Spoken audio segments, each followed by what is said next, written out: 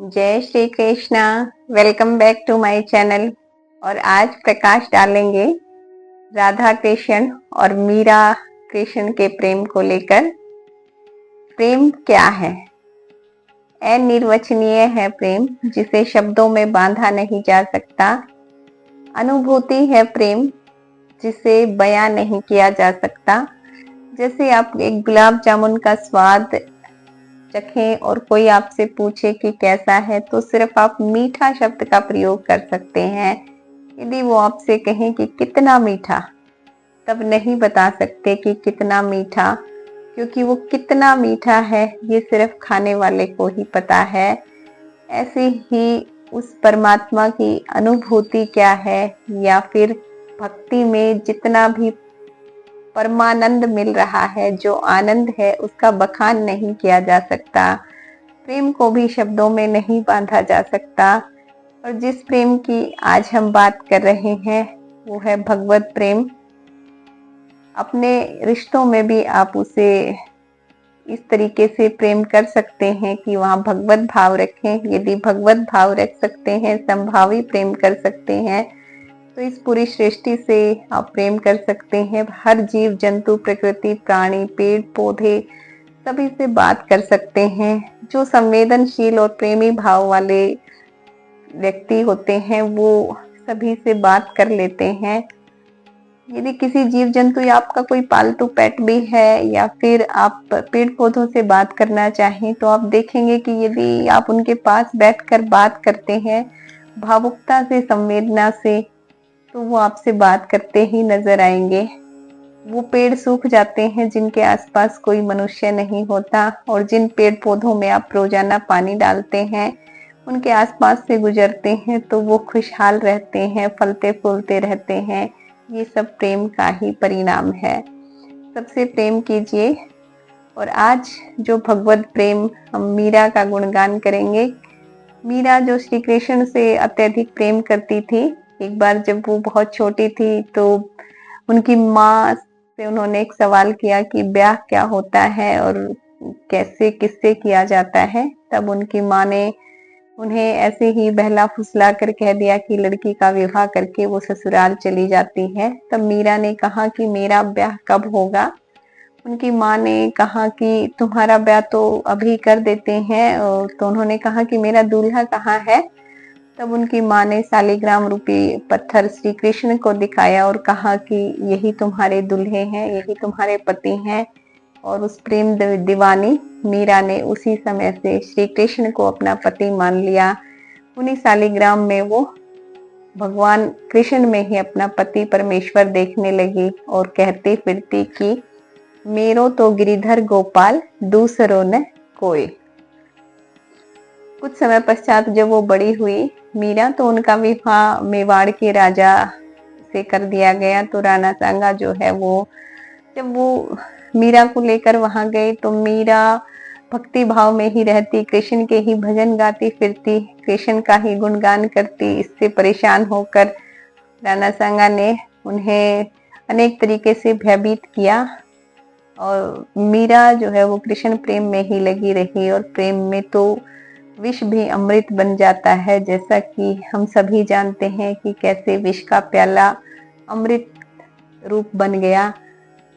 यदि आप भक्ति भाव से प्रेम करते हैं, भगवत भाव रखते हैं, सभी में विनम्र हैं, तो फिर हर कड़वी बात भी धीरे धीरे मीठी ही लगने लग जाएगी। क्योंकि जो आपके अपने होते हैं, यदि वो कठोर वचन भी बोलते हैं, उनका कोई न कोई उसमें उपकार ही छिपा हो। ये भाव यदि रखेंगे तभी प्रेम कर पाएंगे, सच्चा प्रेम।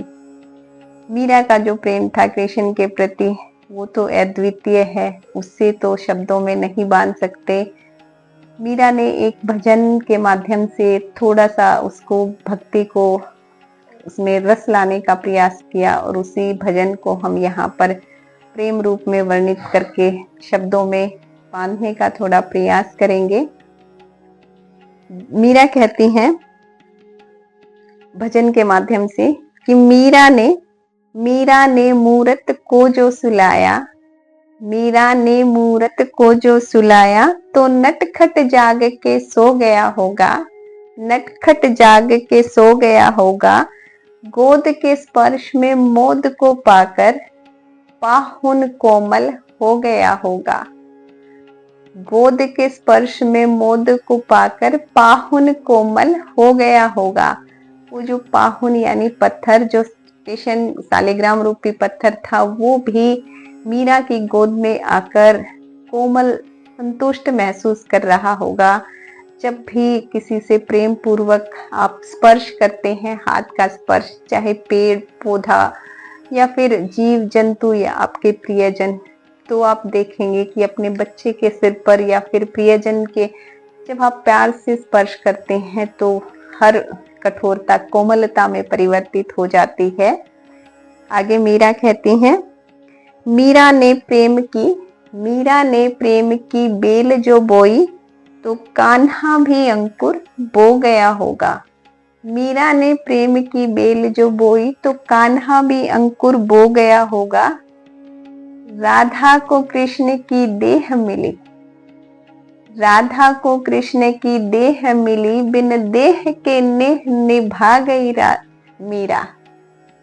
राधा को तो कृष्ण की देह मिली थी, अर्थात जिस समय राधा का जन्म था उसी समय कृष्ण इस धरती पर विष्णु अवतार थे, तो राधा को एक साथ कृष्ण का शरीर और प्रेम भी मिल पाया, परंतु मीरा को तो कृष्ण देह भी नहीं मिली। फिर भी इस अनन्य प्रेम को मीरा निभा गई, बिना देह के ही, बिना शरीर के ही। प्रेम को शरीर की आवश्यकता नहीं होती और किसी से प्रेम करने के लिए उपस्थिति या अनुपस्थिति अनिवार्य नहीं। ब्रज भूमि में कान्हा ने रास रचा, ब्रज भूमि में कान्हा ने रास रचा, तो मरुभूमि में फूल खिला गई मीरा, मरुभूमि में फूल खिला गई मीरा। कृष्ण ने द्वापर में राधा को गाया, कृष्ण ने द्वापर में राधा को गाया, तो कलयुग में कृष्ण को गा गई मीरा, कलयुग में कृष्ण को गा गई मीरा। कृष्ण के प्रेम पे, कृष्ण के प्रेम पे राधा का कर्ज था, तो कृष्ण के प्रेम पे राधा का कर्ज था, तो राधा का कर्ज चुका गई मीरा, राधा का कर्ज चुका गई मीरा। राधा को कृष्ण की देह मिली थी, बिन देह के नेह निभा गई मीरा। राधा और कृष्ण का ये प्रेम प्रसंग अच्छा लग रहा है और मीरा के प्रति आप प्रेम भाव रखते हैं तो कमेंट करके प्रोत्साहन करें। कृष्ण तो श्याम है मीरा, कृष्ण तो श्याम है मीरा, काजल आंच के सो गई मीरा। श्याम के नाम को ऐसा रटा के, श्याम के नाम को ऐसा रटा के, गोरी से सांवरी हो गई मीरा, गोरी से सांवरी हो गई मीरा। मीरा जो है वो कृष्ण से इतना प्रेम करती थी कि उनका गोरा रंग भी श्याममय हो गया, वो भी सांवला हो गया।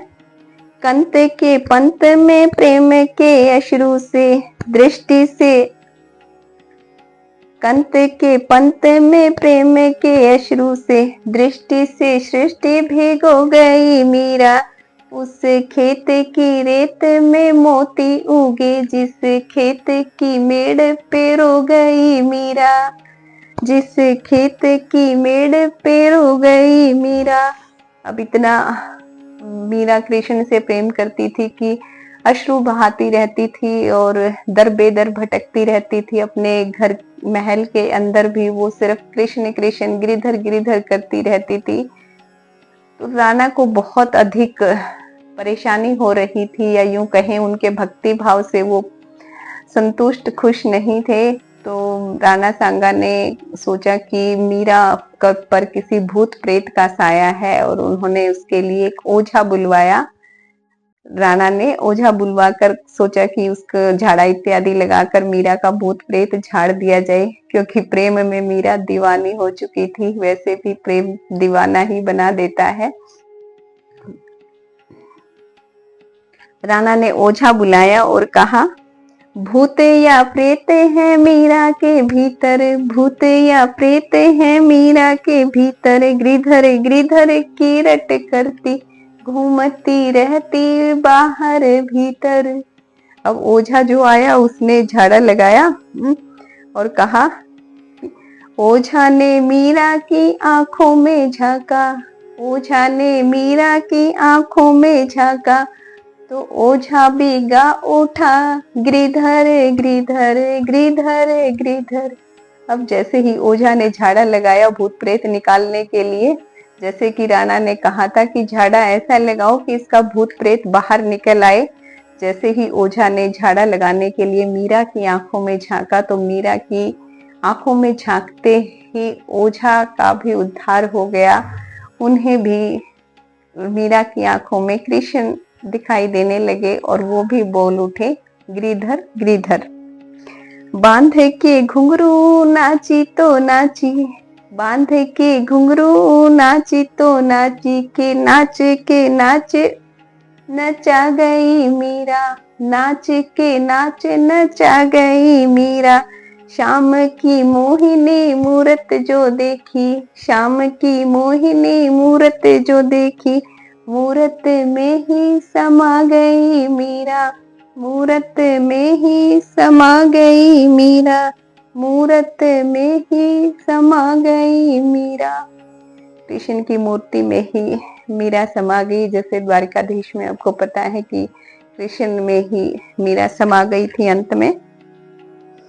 पीर में नैनों के नीरे बहावत, पीर में नैनों के नीरे बहावत, वसुधा पे सुधा बरसा गई मीरा, वसुधा पे सुधा बरसा गई मीरा। प्रेम के गीत क्या गाए कोई अब, प्रेम के गीत क्या गाए कोई अब, जो गाना था सब गा गई मीरा, जो गाना था सब गा गई मीरा। जिस कृष्ण की एक झलक से कलयुग में मीरा मिल सकती है, तो यदि उस कृष्ण की एक कृपा दृष्टि उनके प्रिय प्रेम भक्तों पर गिर जाए तो क्या नहीं हो सकता, अर्थात सब प्रेम में हो सकता है। प्रेम में बहुत अधिक ताकत होती है। मीरा और राधा सा त्याग भरा प्रेम कर सकें तो बहुत अच्छा है, अन्यथा इतना प्रेम तो कीजिए कि आप भी आनंदित रह सकें और जो आपके प्रिय हैं वो भी आनंद में रह सकें। प्रेम बहुत ताकतवर है। क्रोध जितना अधिक तूफान और नुकसानदायी है, प्रेम उतनी ही अमृत वर्षा करने वाला है।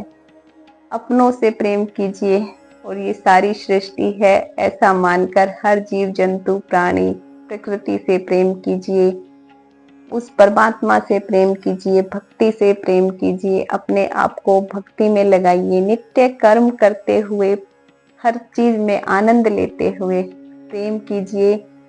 निंदा से बचिए, क्षमा भाव रखें, करुणा भाव रखें, प्रेम भाव रखें।